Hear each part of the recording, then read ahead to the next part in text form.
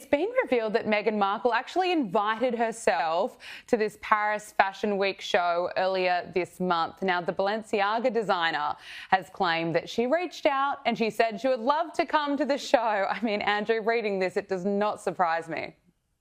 Oh, no, it's always a delight, isn't it? Paolo Piccioli is his name, the wonderful, amazing, alliterative designer. And basically, he revealed, well, she wasn't really invited. He sort of asked if she could come, and come she did. You might remember last week we were talking about that Zoolander moment where she was sort of trying to upstage everybody, that glorious Ben Stiller.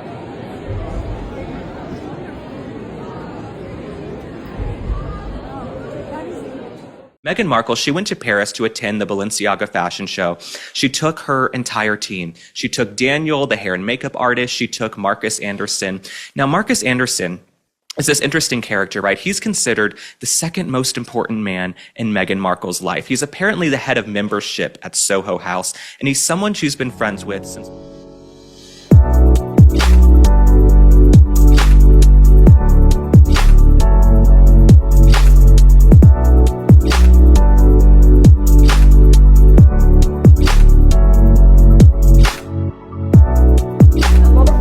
Were surprised, to say the least, to see Meghan Markle pop up at the Balenciaga fashion show. Now, Rebecca, this was a significant moment for Meghan, wasn't it? A significant appearance.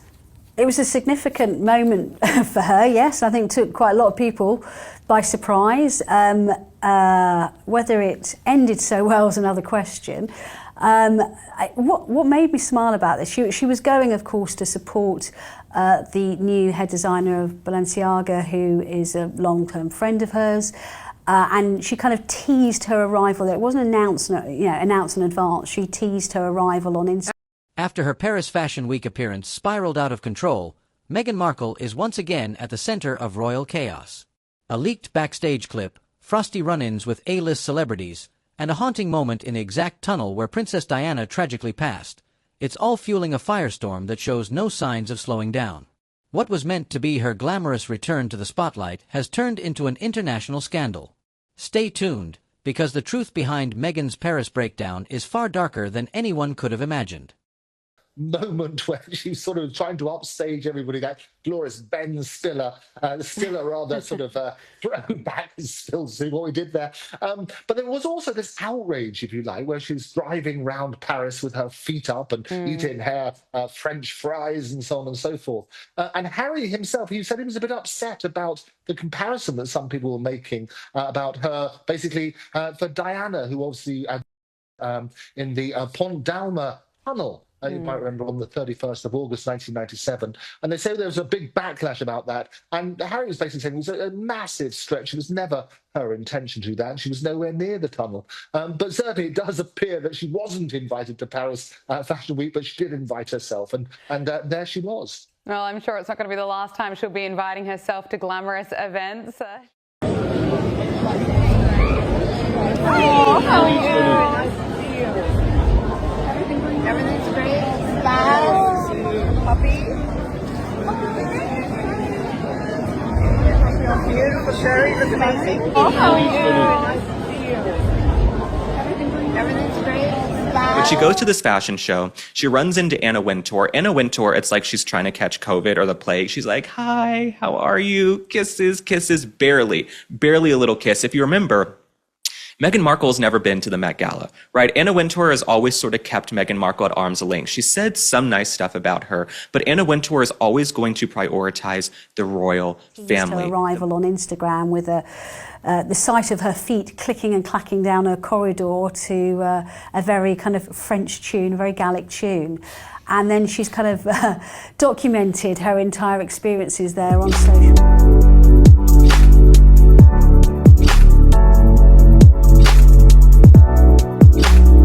Erupted online after a shocking backstage video from Paris Fashion Week went viral, and it's thrown Meghan Markle straight into the eye of the storm. The leaked clip shows the Duchess in a rare, unfiltered moment that fans were never meant to see. What was supposed to be her triumphant Paris comeback has now spiraled into a full-blown PR nightmare. According to insiders, the second Meghan learned about the leak, she completely unraveled behind the scenes. Panic, frantic phone calls, and desperate attempts to contain the fallout. But by then, the damage was done. The internet had already seen it, and the backlash was brutal. Let's be honest, this might just be Meghan's roughest week yet in her so-called Paris era. The city known for its elegance, prestige, and royal-level glamour seemed to turn its back on her. People weren't just unimpressed, they were mocking her. That backstage video spread like wildfire, showing just how badly things unraveled during Fashion Week. One of the moments fueling the fire was her painfully awkward exchange with Balmain's creative director, a scene so uncomfortable that viewers couldn't look away. Critics called it cringe, while fans quickly crowned her the Duchess of Hypocrisy. Show. It was kind of treated by her people like the second coming, and it was like... Well, it was her first visit to Paris for 2 years, so maybe for them it is a big deal. Well, her first visit to Europe, I think, for 2 years, Well, and yeah, her first appearance at the...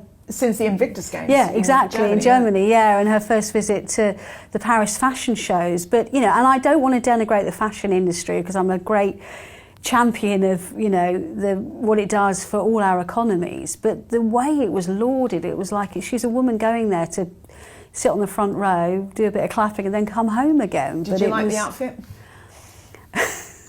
I'll let you claim credit for what you called it, Joe. I didn't know. A friend of mine texted me to say he thought it was stormtrooper realness. That was my favourite description. I thought it was kind of cult leader chic, which is, I think, what you said to me. I mean, look, it's not my style, and I'm not a particularly stylish person. So, between the borrowed clothes, the cold shoulders, and the awkward silence, people started whispering the same question. How far would she really go to be the next Diana? Because this wasn't just about fashion anymore. It was about control, image, and legacy. And then came the infamous tunnel moment, the one that sent everyone over the edge. What happened there wasn't just controversial, it felt deliberate. Paris, sharp-eyed as ever, saw right through it. Meghan had spent the weekend posting behind-the-scenes clips, flashing smiles for the camera and soaking in the attention. But when the footage of her strutting through the Bali event hit social media, the internet tore her apart. Meghan Markle, she went to Paris to attend the Balenciaga fashion show. She took her entire team. She took Daniel, the hair and makeup artist. She took Marcus Anderson. Now, Marcus Anderson is this interesting character, right? He's considered the second most important man in Meghan Markle's life. He's apparently the head of membership at Soho House, and he's someone she's been friends with since before she met Harry, right? You know, she used to hang out with Harry at Soho House. So Marcus Anderson, I don't know if he's the best influence on her. When I look at Meghan Markle and these videos and pictures from Paris, she seems kind of out. She seems kind of faded, a little bit like this and that. I don't know if she's jet lagged. I also wonder, does she put the makeup artist Daniel back in coach and she flies first class? These are questions that I have. But she goes to this fashion show. She runs into Anna Wintour. Anna Wintour, it's like she's trying to catch COVID or the plague. She's like, hi, how are you? Kisses, kisses, barely a little kiss. If you remember, Meghan Markle's never been to the Met Gala, right? Anna Wintour has always sort of kept Meghan Markle at arm's length. She said some nice stuff about her, but Anna Wintour is always going to prioritize the royal family, the monarchy. That is who Anna Wintour loves. She loves Catherine and William, and she revered the Queen. She went to fashion shows with the Queen, and so I can't imagine that she's too enamored with Meghan Markle, who has made a career out of trashing the royal family. From the outside, it looked like Meghan's grand return to the spotlight. Flashing lights, perfect poses, and that confident walk into one of fashion's most elite shows. But behind the scenes, it was a completely different story.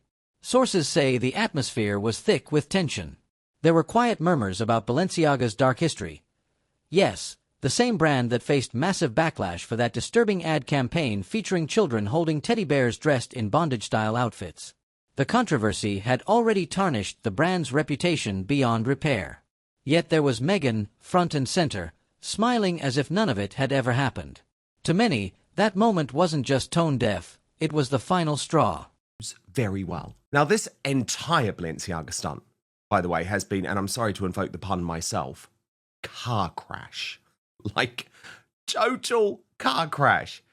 Here is a brand forever destroyed by leaning into the of children and an over-reliance in recent years on the Kardashians, trying to rehabilitate itself by signing up the world's most hated celebrity. Now, it's not going to work for either party, but of course they are both beyond desperate. Imagine the scene, the front row of one of the most exclusive fashion shows in the world. Meghan Markle strides in, dressed head to toe in black. Her heels click sharply against the marble floor as camera flashes explode from every angle. It should have been her moment, the kind of powerful entrance that commands attention. But instead of applause or admiration, the room fell silent. And not the good kind of silence, the awkward, heavy kind that says everything without a single word. According to one stylist who was there, the energy instantly shifted the moment she walked in. No smiles, no warm greetings, just stares. People were watching, judging, and quietly wondering if she even belonged in that room. Outside, Meghan was all confidence, serving full red carpet diva energy, posing for the cameras like she owned Paris. But inside, it was a completely different vibe. Editors and stylists, the same people who usually rush to grab selfies with A-listers, barely moved. One insider revealed that nobody wanted to be photographed next to her. And in the fashion world, that's brutal. When proximity equals power, being avoided means one thing: you've become radioactive. Critics didn't hold back either. The internet exploded with side-by-side comparisons that called out the irony. Meghan was set to receive an award for protecting children online, yet here she was, attending a show by a brand accused of exploiting them.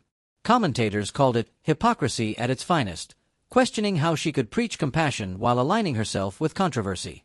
And it wasn't just about where she was, it was about what she wore. In the high fashion world, when designers truly believe in you, they don't lend you clothes, they create for you. Custom designs, flawless tailoring, the kind of treatment that says, you belong here. But Meghan's look told a different story. Borrowed samples. Tags still attached. No custom fit. Every item had to be returned by Monday. That's not how stars are treated, that's how tolerated guests are handled. For a moment that was meant to be her grand Paris comeback, everything backfired spectacularly. The crowd didn't see elegance or inspiration. They saw contradiction, a duchess who preaches compassion while surrounding herself with controversy. And in a city that once adored Princess Diana, that icy silence spoke louder than any applause ever could. Because in Paris, when they adore you, they show it. Rihanna gets entire collections inspired by her. Zendaya gets creative directors personally crafting her looks. Even Kim Kardashian, love her or hate her, gets the full Balenciaga red carpet treatment. These women aren't just dressed, they're celebrated. But Meghan, she got showroom leftovers, the fashion equivalent of the clearance rack. One stylist didn't mince words, Balenciaga didn't crown her. They tolerated her. A lot of royal watchers were surprised, to say the least, to see Meghan Markle pop up at the Balenciaga fashion show. Now, Rebecca, this was a significant moment for Meghan, wasn't it? A significant appearance. It was a significant moment for her, yes. I think it took quite a lot of people by surprise. Whether it ended so well is another question.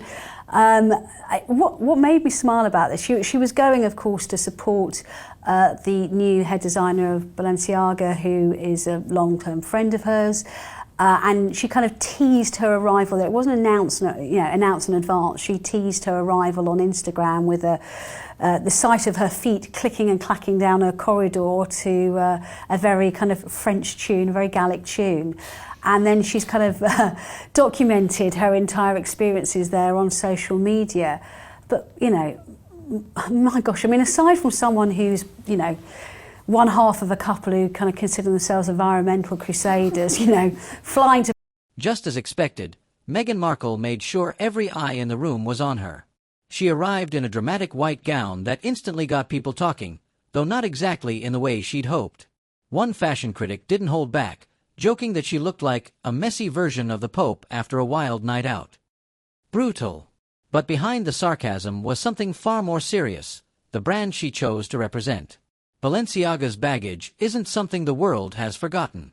This is the same fashion house that faced global outrage for those disturbing ad campaigns involving children. The same scandal that had parents, celebrities, and activists calling for accountability. Yet there was Meghan, the self-proclaimed humanitarian and vocal advocate for child protection, sitting front row, smiling, and acting as if none of it ever happened. To many, it wasn't just tone deaf, it was hypocrisy on full display. A woman who built her image around compassion and advocacy, now aligning herself with a brand that had become a symbol of moral decay in the fashion world. For critics and fans alike, it raised one unavoidable question. How could Meghan preach empathy while supporting controversy? Out of touch, rich, liberal, elite celebrity who's besties with the folks over at Netflix who you know are children. Balenciaga has been in their own children's scandals before. That's what Meghan Markle should do. Stop all this buffoonery and malarkey and tomfoolery about how you're this relatable woman. You're not this relatable woman at all. You were this duchess. You left. You got $100 million from Netflix. Going to the Balenciaga fashion shows is kind of who you are. It's kind of who you are. Oh, how are you? Nice to see you. Everything's great. Spouse, puppy. Beautiful. Sherry looks amazing. Oh, how are you? Nice to see you. Everything's great. Spouse. Now, I know this really takes some doing, but this is Meghan Markle's sickest stunt yet. This weekend, she decided to invoke the memory of Princess Diana in a deliberate attempt to terrorize her long-suffering husband, Prince Harry, a very mentally unwell man. Let's just be honest about that. And she did this all after teaming up with the dodgy child scandal fashion brand Balenciaga during a bizarre trip to Paris. This video, designed to mentally torture her husband as she drove near the scene of his mother's death, proves categorically we are dealing with a deeply twisted and troubled individual.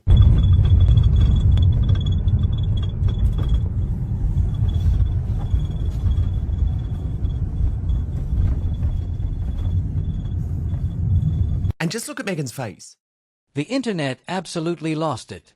Within hours, TikTok was flooded with side-by-side edits showing Meghan's car driving through the same tunnel spliced with haunting footage of Princess Diana's final moments. Twitter, now X, went into overdrive, hashtags blowing up, timelines split in chaos. Some users called it a heartfelt tribute, while others slammed it as the most tone-deaf move of her career. One viral post summed it up perfectly. Admiring Diana is one thing. Cosplaying her tragedy is another. And just like that, the fragile line between admiration and obsession shattered, leaving Meghan at the center of yet another royal storm she couldn't control. Your ring. Oh, yes. Tell us about your ring. The ring is obviously yellow gold because that's her favourite, and the main stone itself I sourced from Botswana, and the little diamonds either side are from my mother's jewellery collection to make sure that she's with us on this crazy journey together. And it's beautiful, and he designed it. It's incredible. Yeah. Yeah. And make sure it stays on that finger. Of course. What does it mean to you, Meghan, to have those stones on your finger that once belonged to Princess Diana? I think everything about Harry's thoughtfulness and the inclusion of that, and obviously not being able to meet his mom, it's so important to me to know that she's a part of this with us, and I think in being able to meet his aunts and also to be like Julia and just different people who are so important to his mom, I'm able to in some way know a part of her through them and of course through him, and it's incredibly special. But it didn't stop there, because Paris took it personally. The city that still treats Diana like royalty felt like it was being mocked. French tabloids went in for the kill. Headlines turned brutal, columns shredded Meghan's credibility, and TV hosts dissected every frame of that tunnel footage. Editors didn't hold back either. They questioned her motives, asking if it was an unfortunate coincidence or a carefully staged moment meant to spark attention. One Paris paper put it perfectly: "We are careful not to accuse, but unwilling to dismiss." And that's exactly what made it worse. Because when people aren't sure if something was intentional, they don't give the benefit of the doubt. They assume the worst. Face. When one of the photographers outside the hotel mentioned security, knowing full well the game she was playing, she was not happy to be rumbled at all. Meghan, security, what are you doing, security? Thank you so much, Meghan. If looks could. Samantha Markle, Meghan's sister, posted, "Is it true that my sister was doing selfies in the tunnel where Diana died?" That's what I'm hearing. Now, that would be a really sick example of being a disaster tourist. I would love to see Justine Bateman chime in on that one. Stephanie Sidley, if driving towards Princess Diana's death scene is a message to Prince William, then Meghan... Behind the scenes, fashion insiders couldn't stop whispering. Everyone was asking the same uncomfortable question. Why was Meghan chasing Diana's ghost so hard, so publicly, and so desperately? One editor didn't even try to be diplomatic, flat out saying, "This isn't branding. It's obsession." To many, Meghan's Paris trip didn't feel like a comeback at all. It felt like a performance. A carefully choreographed reenactment of Diana's legacy, recreated one photo op, one pose, one calculated move at a time. And the irony, it was brutal. Because instead of earning admiration, that tunnel stunt only reminded everyone of the one thing Meghan could never replicate, Diana's authenticity. Which sort of links where you come from and Botswana, which is important to us, and it's perfect. What do you think your mother would have thought of Meghan or said about Meghan? Oh, they'd be thick as thieves, without question. I think she would be over the moon, jumping up and down, so excited for me. But then, as I said, would have probably been best friends with Meghan. So no, it is days like today when I really miss having her around and miss being able to share the happy news. But with the ring and with everything else that's going on, I'm sure she's with us. I'm sure she's with us. Diana was loved because she was real. She was flawed, emotional, and unapologetically human. People connected with her because she never tried to be perfect. But Meghan's version of that legacy feels scripted, polished to the point of calculation, like she's playing a role rather than living her truth. Paris picked up on it immediately. The crowd wasn't buying what she was selling. Online, the reaction was even harsher. One viral post summed it up perfectly. Diana was loved. Meghan is pretending. Others turned their attention to Harry. If he breaks down every time he talks about that tunnel, how could he stand by while Meghan turned it into a photo op? That single question exploded across social media, racking up hundreds of thousands of likes. At that point, the outrage wasn't about her dress or her front row seat anymore. It was about what she represented, someone exploiting another woman's tragedy just to stay in the headlines. By the end of Fashion Week, her appearance wasn't being praised, it was being dissected. Paris wasn't gossiping anymore. It was judging. And Meghan, she had no defense left. Now, let's rewind a bit, because this is where the real story begins to unravel.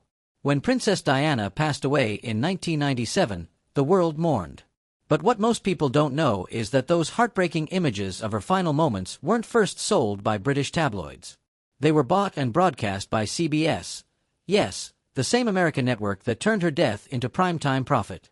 They aired what never should have been seen, making millions off her tragedy while pretending to honor her memory. Stephanie Sidley, if driving towards Princess Diana's death scene is a message to Prince William, then Meghan Markle is the devil.